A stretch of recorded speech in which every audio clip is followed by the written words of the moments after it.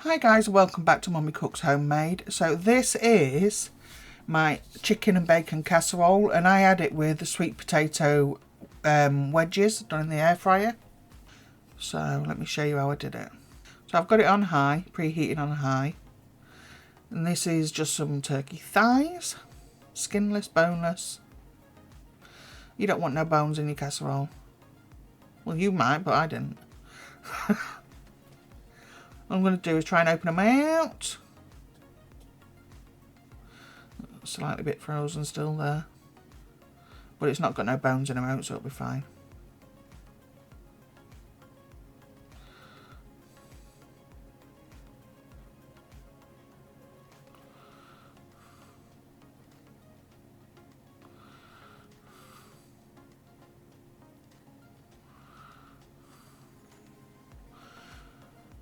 So that's it, I'm just opening them out.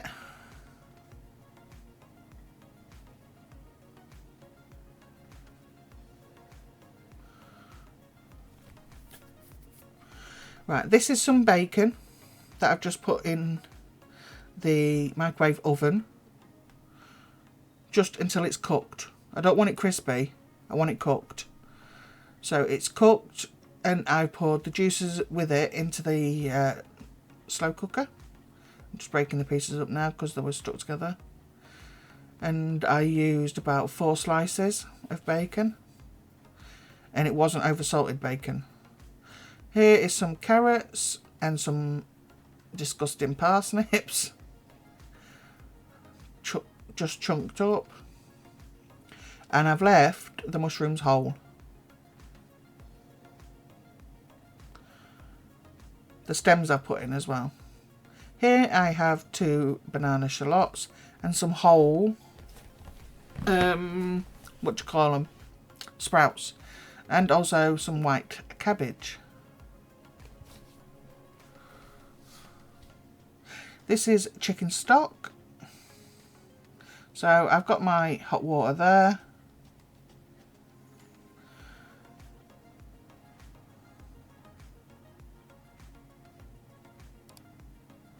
So just dissolve it in some hot water. Use Use a sticking stock cube if you want. Sorry. Use a chicken stock cube if you want. It's fine.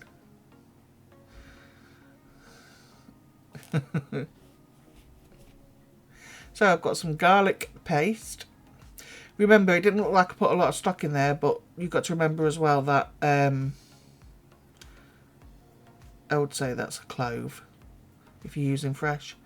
You've got to remember that these vegetables do contain water, and as they cook, they're going to release that. Some Worcestershire sauce.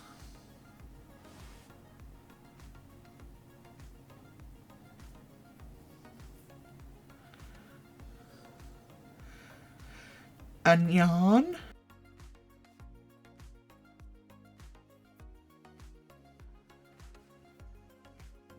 Thyme. I never measure mine, guys. Honestly. Bouquet garni. I can't remember if I found this one. I often don't find them. So I'm just going to give that a quick mix up.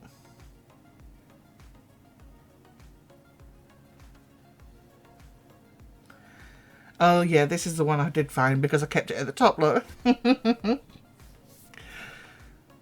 So, lid on, cover it up and allow it to cook. Nothing overexciting about it. So I'm just coming to check on it. Yeah, it's starting now. My slow cooker takes about a good half an hour to really put its butt into gear, sort of thing. Maybe it's old, I don't know.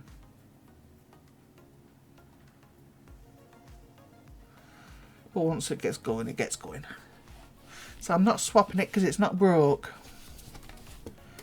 You can see at the minute them pieces of chicken holding the shape, but they won't. They'll cook down and they'll start to break up.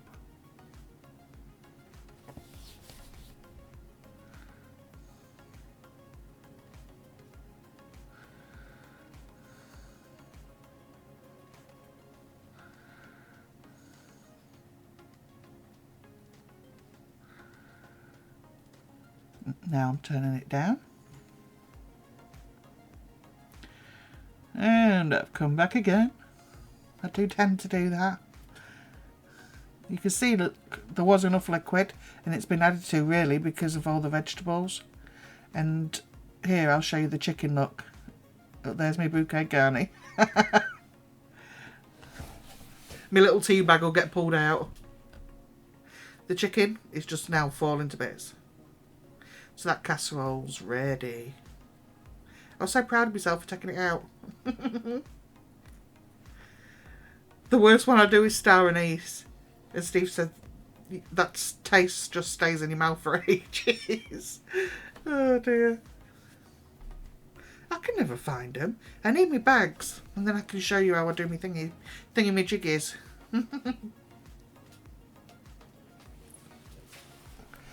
My little tea bags for different things.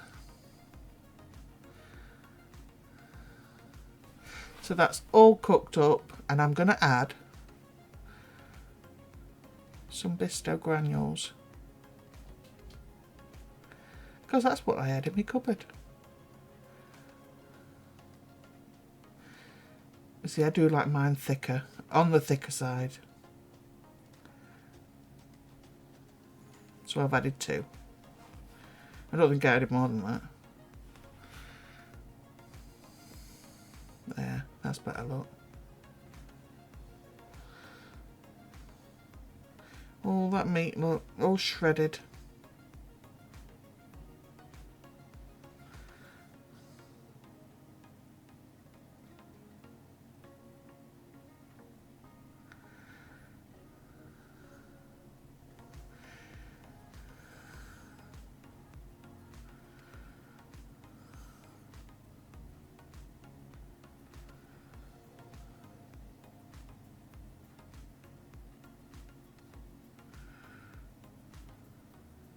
There. And there we go.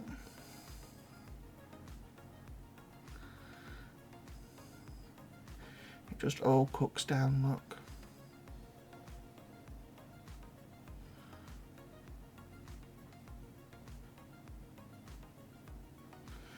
And all I did, instead of putting potatoes in it or roasters, I just did some sweet potato wedges this time. And this is not something we really ever buy, is sweet potatoes, but I bought some and we actually don't mind these like this, and it was nice just to dunk in the gravy. So yeah, casseroles never look the best when they're dished up, do they? But it's the taste. It's that taste, and it was lovely. So I hope you enjoyed this casserole. Maybe the sweet potato edition is something you've not thought of. So this is the second recipe, which is the sausage and chorizo pasta bake. So the sausages, you can see they've got quite a lot of colour on. Steve doesn't like them real soft, like sausage casserole, you know, when the texture of the sausage is real soft. Steve don't like that. So all I did, I used 8 Lancashire sausage for this. Use whichever ones you like, doesn't matter. I put them in there. As you can see, I put them in there. Use my massive scissors.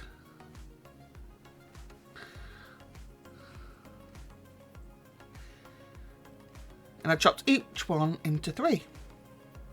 And just cooked them. That way they didn't go really soft. Because Steve wouldn't have ate it otherwise. Because he's fussy. He actually eats most things, but one thing he will not eat is sausage casserole. Sausage casserole. I think I need to go to speech therapy or something. So yeah, I just cooked them off. And while they were cooking, I sorted out the rest. So you can buy a pack of chorizo, these size, you get 4 in a pack. I know you can from Asda, I think that's where I got them from. I had these 2 spare, so I put them in the freezer. And I thought, give some extra flavour to this, so all I did was slice it up. These are not spicy. If you want spicy, put in spicy. But my kids are eating this, so no. I'm not pre-cooking these. It's the flavour I want from these. I'm not really bothered about whether they retain their shape or anything. I was good. See, I don't even know what I'm doing. I figure if I take that lid off, it's going to lose that heat, so that's why I didn't do it. All I did was put in some mushrooms that needed to be used up. I'm all about using it up. I don't want food waste, thank you. I think I had 2 of the big ones. And then I had some small ones as well, which I forgot about until a bit later on. So all in all, it's about 150 to 200 grams of, trying to think now, mushrooms. So I'm going to throw them in. I'm going to chop me up. Oh, see what I mean? Look, chop me up. Chop me up a small to medium onion. Brown onion, white onion, whichever onion you want to call it.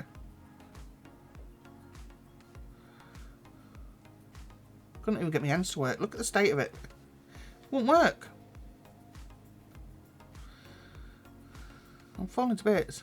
Then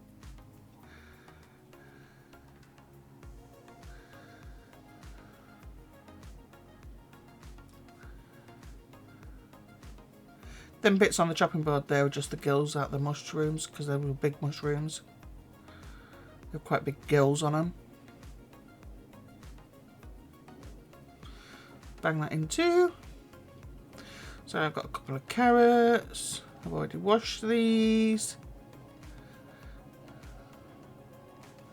I did actually lose that other piece of carrot down the side of my cooker.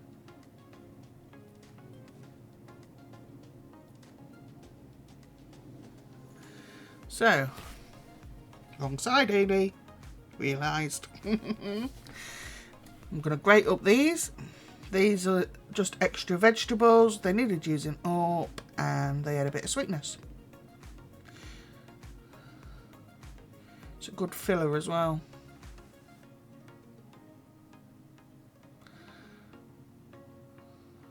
And the problem with carrots is you grate these and they fly everywhere. I'll be finding carrot now for the next 6 weeks.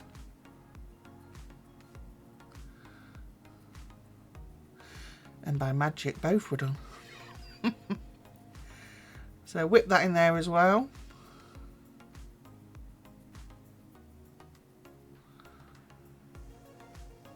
See, I found some more mushrooms. These are the smaller ones.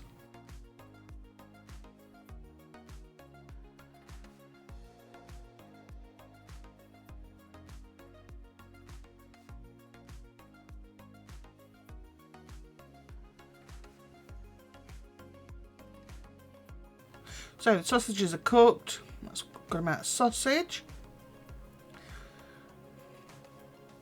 Stick them in as well. That is 500 mils of chicken stock.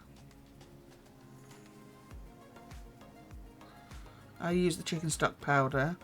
That's 300 mils of milk. Yes, milk. And a carton of passata.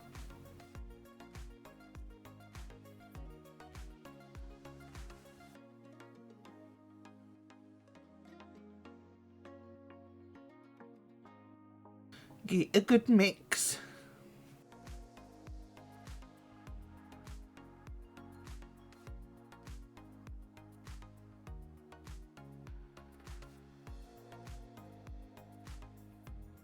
This had loads of leftovers.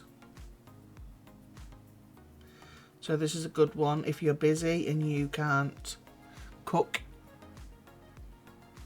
one day to the next if you're working. So I'm putting in a 1/4 teaspoon of garlic pepper.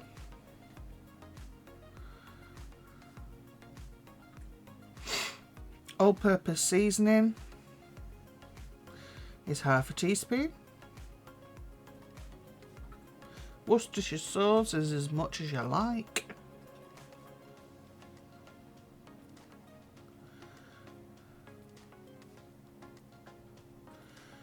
Thyme.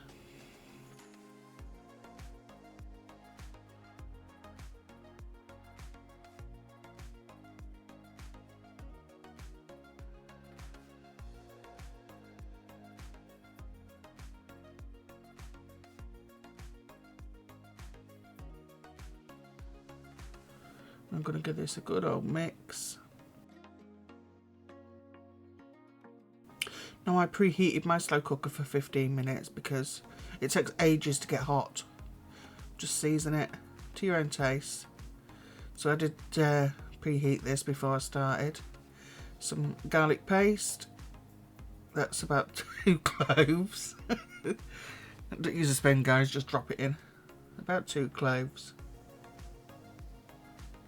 And I'm going to leave that for an hour on high. That's had its hour on high, I think. I'll know in a minute. Right, I can't stand this stuff, but I tried it in a recipe and it made such a nice flavour in it. So I'm using about half a teaspoon, maybe just over. And I'm just going to melt it in there. Guys, don't worry about it if you don't like it. It doesn't overtake this or anything. You should see Steve. I heard him in the living room. He was editing this. You use my Marmite. Well, yeah. So you need to make sure it's liquidy like that, because as you know, if you cook pasta, so that's the one I used, and I used the entire bag when I get into it. And throw it everywhere. It needs to be liquidy because the pasta is going to drink up all of that liquid.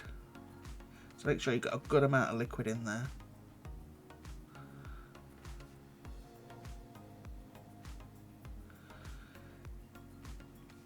So it's had an hour for the first part. You're going to turn it to low and give it half an hour. Come back in. Your slow cooker may cook quicker or slower than mine. But I turned mine down to low and I put mine on for half an hour to cook the pasta. So I warm my bowls up. So there we have it. That is cooked. And see what I mean about soaking up all that liquid, look. So yeah, you really do want all that liquid, guys.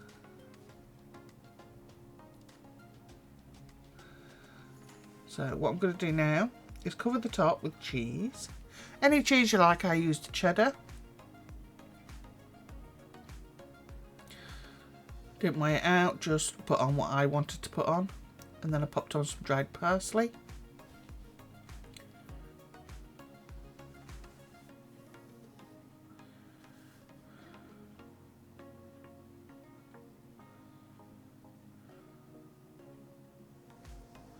And all I did was turn it off now, put the lid on, turned it off, and left it 5 minutes. That was it. Just to melt that cheese.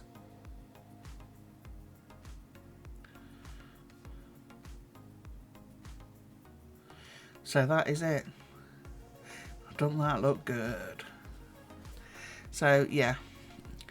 Ideally you want a pasta that's really going to grab all of that sauce into every single little bit. That's why I like this particular type of pasta. So all I'm going to do once I've dished it up is pop on some parmesan, which you don't have to do if you don't want to. There's plenty of sausage and stuff in this. You can taste the, what do you call it? I'm trying to think now. Chorizo too. So yeah, it was really nice and Steve really enjoyed this, which is highly unusual for anything pasta. Because Steve's not over bothered with pasta, to be perfectly honest. So just chuck on a bit of parmesan. And Bob's your uncle. And there you have it. Slow cooker, sausage and chorizo. You don't have to add that chorizo. Pasta bake. Hour and a half. Start it when the kids get home from school. By 5 o'clock they can be eating it. So thanks so much for watching, guys. Don't forget to like, comment and subscribe, and I'll see you in the next one. Bye.